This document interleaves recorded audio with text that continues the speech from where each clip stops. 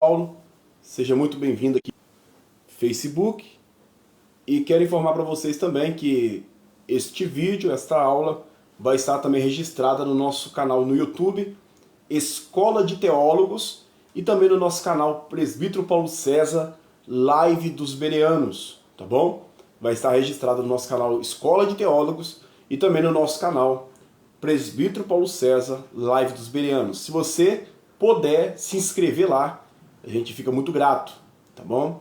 E se você gostar da aula, nos ajude aí compartilhando, deixando também um comentário de acordo com a temática de hoje. Hoje a gente vai trabalhar sobre Cristologia, né, que é a doutrina do nosso Senhor Jesus Cristo. E para tanto eu peço para os irmãos aí, quem quiser colaborar, né, agregar conhecimento, fica à vontade, para a glória de Deus. Se você puder, já curta esse vídeo, tá bom? E se você puder, deixe um comentário aí para nos ajudar. Pois bem, vamos começar. Hoje a gente vai trabalhar, como eu disse, né, só reiterando, Cristologia. É uma aula muito linda, maravilhosa. Eu fiz questão de estudar essa aula em 3 cursos livres, né, bacharéis livres, ou se você preferir, avançado livre em teologia.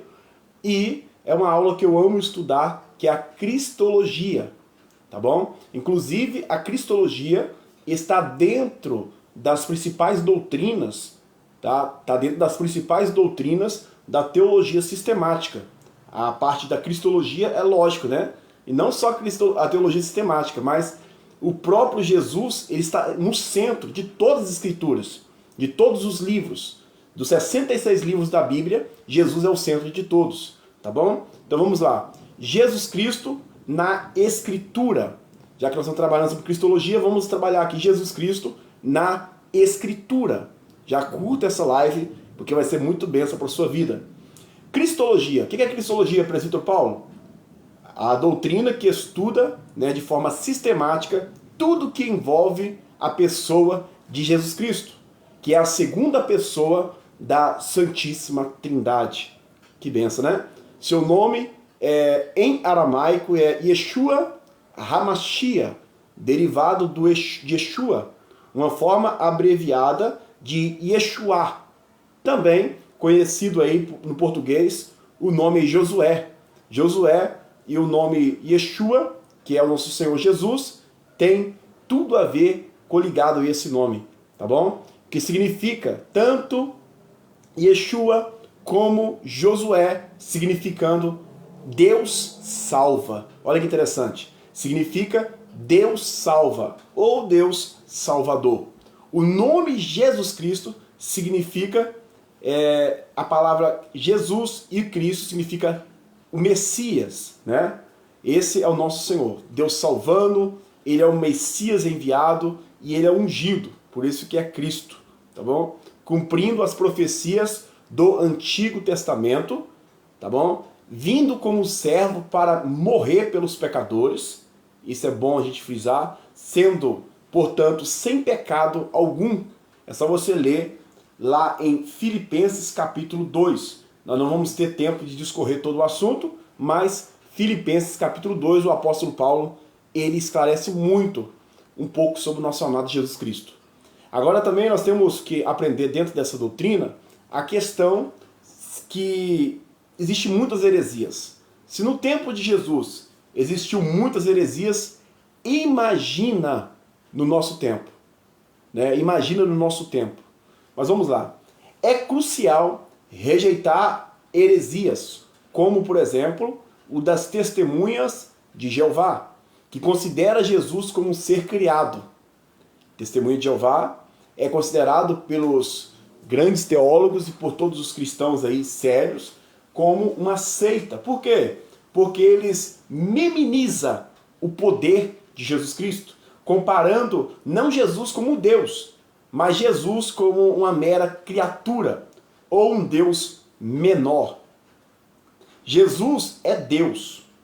Tem que deixar isso bem claro nessa aula. Conforme enfatizado em diversas passagens, tá bom?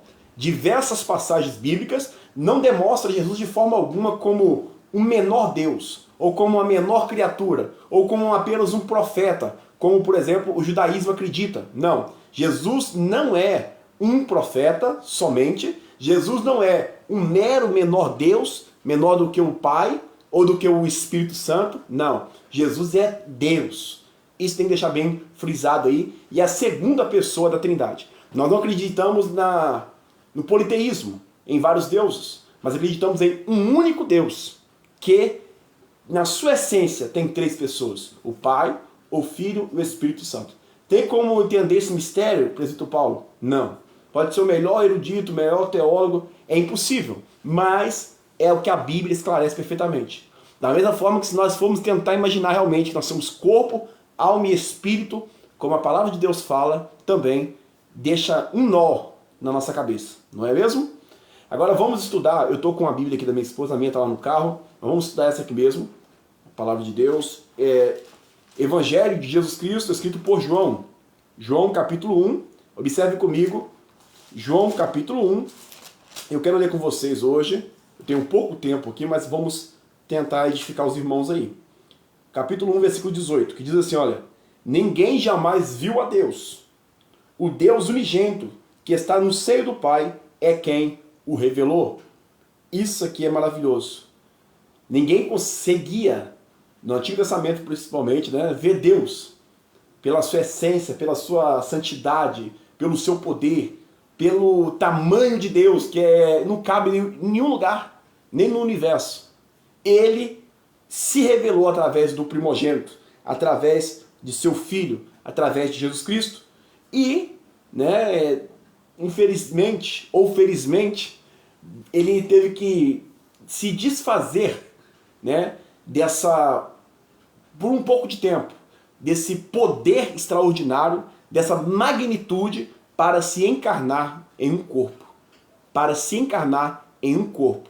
Ele teve que fazer isso tudo por amor a mim e por amor a você, morrendo na cruz do madeiro. E vocês sabem muito bem os detalhes, só você ler os evangelhos ali, né, o Evangelho de Jesus Cristo, Mateus, Marcos, Lucas e João, esclarece tudo que Jesus teve que passar por mim e por você, por amor à nossa pessoa. Quando ainda éramos escravos do pecado, tá? Quando ainda éramos escravos, perdidos, ele nos resgatou. Louvado seja Deus por isso, né? Mateus capítulo 1, versículo 23. Mateus capítulo 1, se você puder, deixa um comentário aí, me dá a palavra do Senhor, para eu saber quem está conosco. Compartilhe se você gostar do conteúdo, para edificar mais pessoas, tá bom? E deixa o seu comentário aí, se possível. Mateus capítulo 1, versículo 23 diz assim, observe. Eis que a virgem conceberá e dará à luz um filho, e ele será chamado pelo nome de Emanuel, que quer dizer Deus conosco.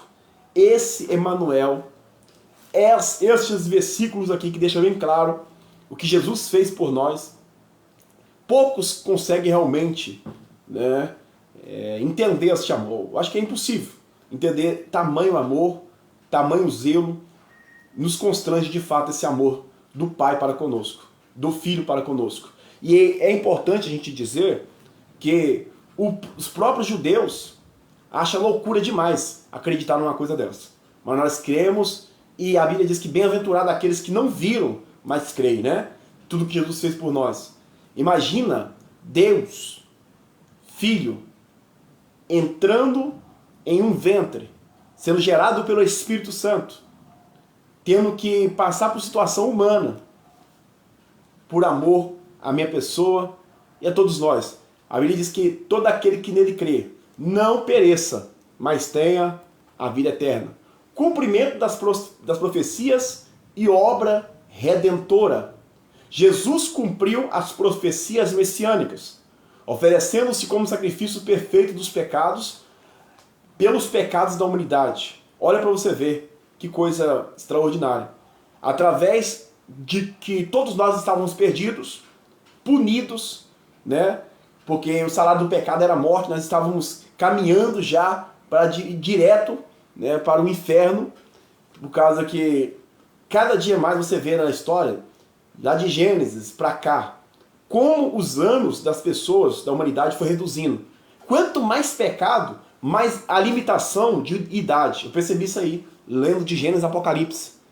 Vai minimizando. Por causa que é muito pecado, é muita sujeira. E isso tudo demonstra que quanto mais curto o tempo que a pessoa tiver aqui nessa terra, pecando, demonstra que realmente elas estavam perdidas e precisavam do Redentor urgente. E a Bíblia diz claramente, que você vê aqui comigo aqui em Hebreus capítulo 10, versículo de 1 ao 10, não vamos ler que é muito grande, mas demonstra que Jesus, ele cumpre as profecias oferecendo-se como sacrifício perfeito. Por quê, presbítero Paulo? Porque você vai ver os rituais lá no tabernáculo, no templo, melhor dizendo, a qual o sacerdote tinha que matar vários animais, e muitas vezes animais inocentes, e várias vezes tinha que morrer. Jesus, como o sacrifício perfeito, como cordeiro mudo, como o profeta Isaías profetizou, direto para o matadouro, ele morrendo uma vez por nós, uma vez só, ele paga todas as nossas dívidas diante de Deus. Sua vida exemplar, seu sacrifício na cruz e sua ressurreição são temas centrais, como eu disse lá no começo, né? Das Escrituras. Temas centrais, demonstrando seu papel como sumo sacerdote. Jesus é o nosso sumo sacerdote. Você já aprendeu aqui que Jesus é profeta, além de Deus, é claro. Mas nessa terra ele fez o papel de profeta, sumo sacerdote e também nosso rei. Tá? Sumo sacerdote misericordioso e como destruidor das obras do diabo. Observe comigo aqui, glória a Deus, 1 Pedro, observe, 1 Pedro, louvado seja Deus, capítulo 2, versículo 21. 1 Pedro, capítulo 2, verso 21, que diz assim: porquanto, para isso mesmo foste chamados, pois quem também Cristo sofreu em vosso lugar, deixando-vos exemplo para seguirdes os seus passos. Olha que coisa extraordinária. Tudo que Jesus sofreu, isso aí foi para destruir as obras do diabo. Quantos mártires sofreram, não como Jesus, mas como seguidores de Jesus? A Bíblia diz, o próprio Jesus nos diz claramente, que no mundo tereis aflições, mas tem de bom ânimo, eu venci o mundo e vós também vencereis. Dentro disso a gente percebe claramente que nós, seguindo as pisadas de Cristo, seremos odiados por muitos. Hoje, principalmente, eu abro parênteses, as pessoas não querem um pregador que prega a verdade da palavra. As pessoas estão gozando de falsos profetas. Estão aplaudindo falsos profetas. Aqueles que cobram muito dinheiro. E por aí vai. Pessoas que pregam o verdadeiro evangelho, a palavra do Senhor, elas estão cada dia mais perdendo as suas agendas, ou se você quiser melhor, os seus convites aí nas igrejas. Mas é assim mesmo. Quando Paulo foi impedido de pregar para os próprios judeus, ele virou o maior missionário aí, pregando para os gentios. Fica a dica para os irmãos. Evangelho de João, capítulo 2, de Jesus Cristo, escrito por João. Capítulo 2, versículo 6. Já estamos encerrando. Estavam ali 6 talhas de pedra que os judeus usavam para purificações. E cada um levava 2 ou 3 metretas. Deixa eu ver se é isso mesmo. Eu acho que eu abri o errado aqui, amados. Mas vamos ler aqui. 1 João 3,8. Tá? Desculpe. É exatamente isso. 1 João 3,8. Glórias a Deus.